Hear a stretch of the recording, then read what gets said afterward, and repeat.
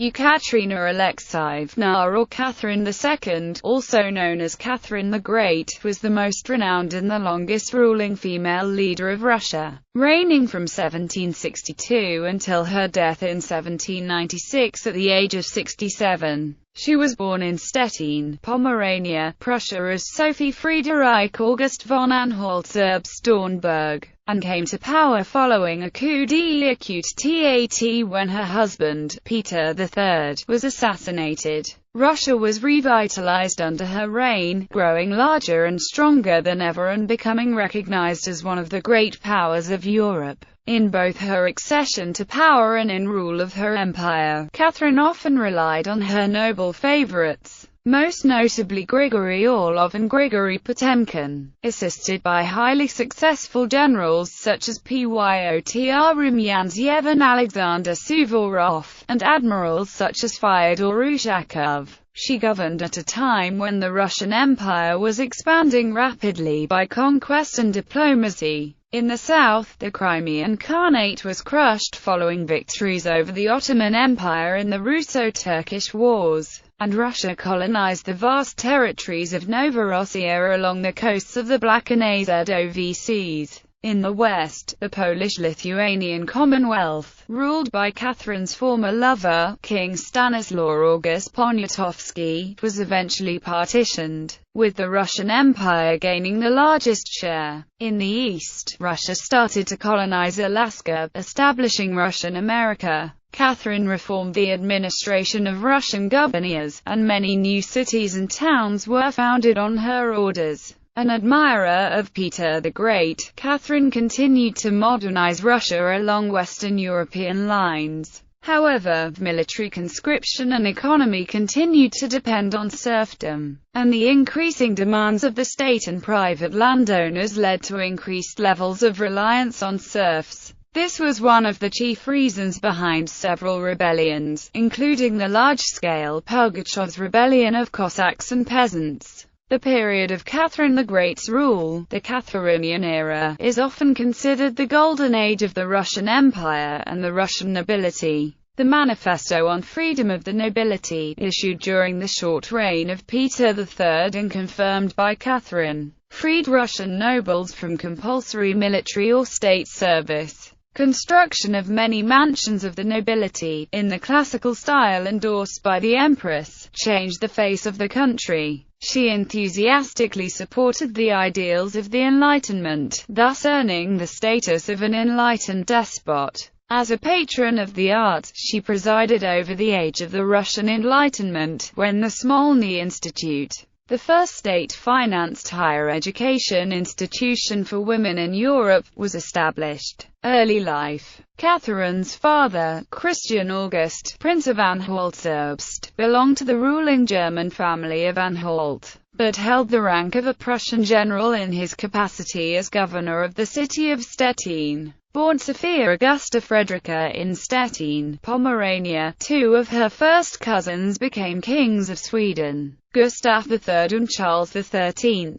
In accordance with the custom then prevailing in the ruling dynasties of Germany, she received her education chiefly from a French governess and from tutors. Catherine's childhood was quite uneventful. She once wrote to her correspondent Baron Grimm, "I see nothing of interest in it." Although Catherine was born a princess, her family had very little money. Catherine was to come to power based on her mother's relations to wealthy members of royalty. The choice of Sophia as wife of her second cousin, the prospective Tsar Peter of Holstein-Gottorp, resulted from some amount of diplomatic management in which Count Leszek, Peter's aunt, and Frederick II of Prussia took part. Leszek and Frederick wanted to strengthen the friendship between Prussia and Russia to weaken Austria's influence and ruin the Russian Chancellor, Bestuzhev, on whom Empress Elizabeth relied, and who acted as a known partisan of Russo-Austrian cooperation.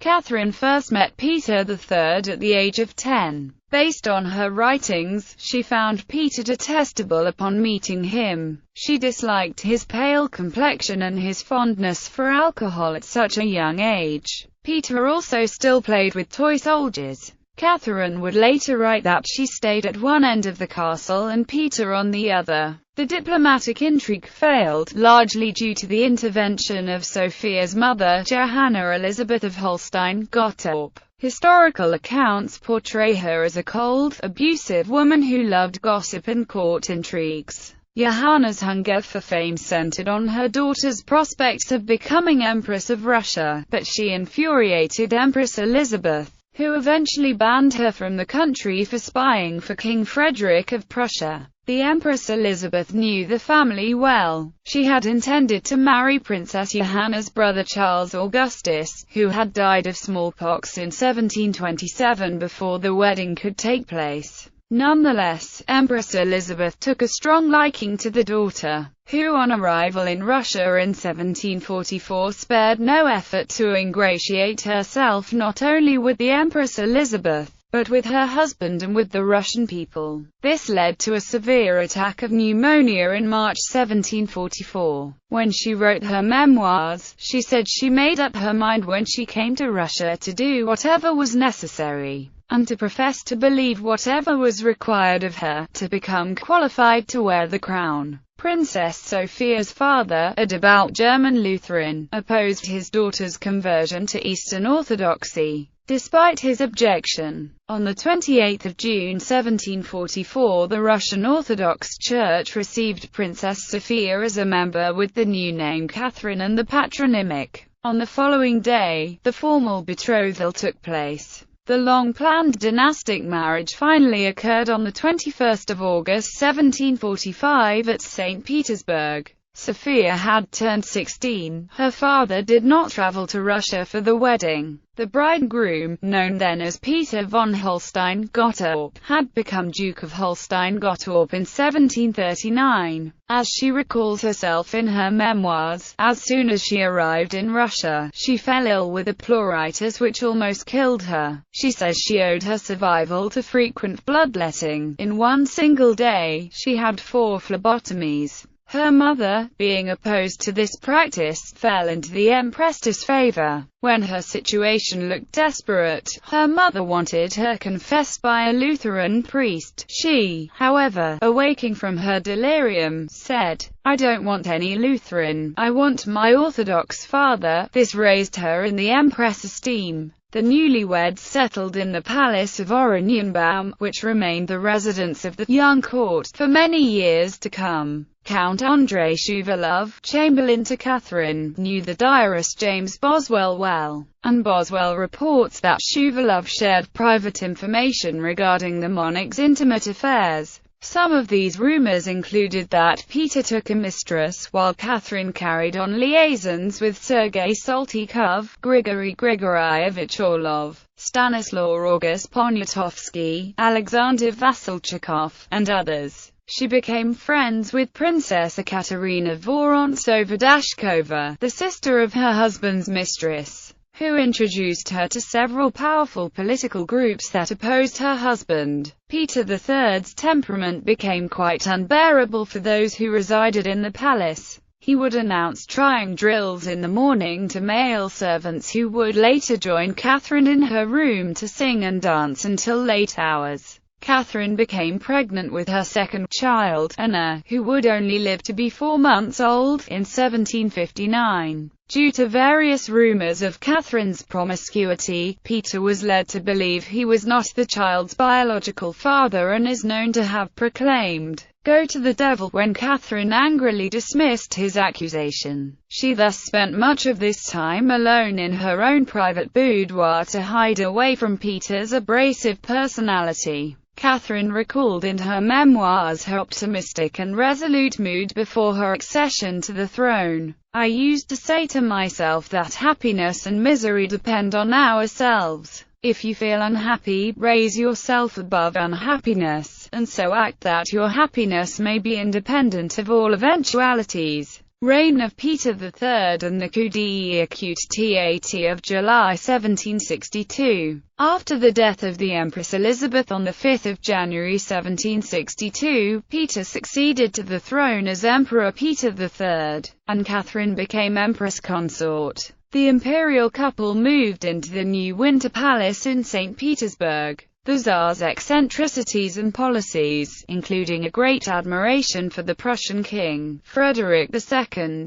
alienated the same groups that Catherine had cultivated. Besides, Peter intervened in a dispute between his Duchy of Holstein and Denmark over the province of Schleswig. Russia and Prussia fought each other during the 7 Years' War until Peter's accession. Peter's insistence on supporting Frederick II of Prussia, who had seen Berlin occupied by Russian troops in 1760, but now suggested partitioning Polish territories with Russia, eroded much of his support among the nobility. In July 1762, barely 6 months after becoming emperor, Peter took a holiday with his Holstein-born courtiers and relatives to Oranienbaum, leaving his wife in St. Petersburg. On the night of the 8th of July, Catherine the Great was given the news that one of her co-conspirators had been arrested by her estranged husband, and that all they had been planning must take place at once. She left the palace and departed for the Ishmailovsky regiment,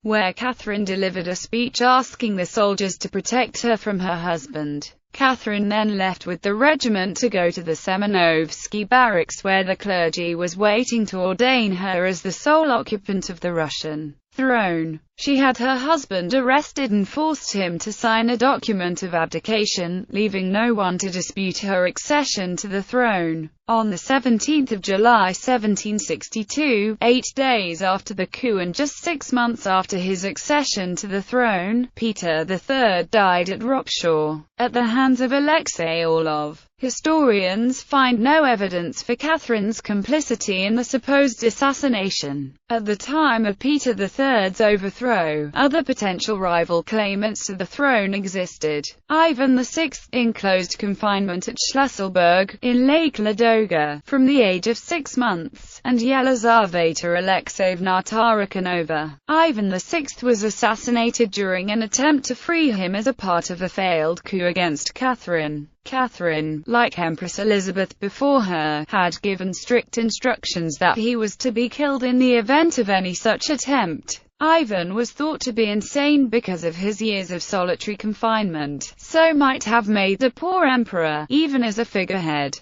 Catherine, although not descended from any previous Russian emperor of the Romanov dynasty, succeeded her husband as empress regnant. She followed the precedent established when Catherine I succeeded her husband Peter the Great in 1725. Historians debate Catherine's technical status, some seeing her as a regent or as a usurper, tolerable only during the minority of her son, Grand Duke Paul. In the 1770s, a group of nobles connected with Paul considered a new coup to depose Catherine and transfer the crown to Paul, whose power they envisaged restricting in a kind of constitutional monarchy. However, nothing came of this, and Catherine reigned until her death.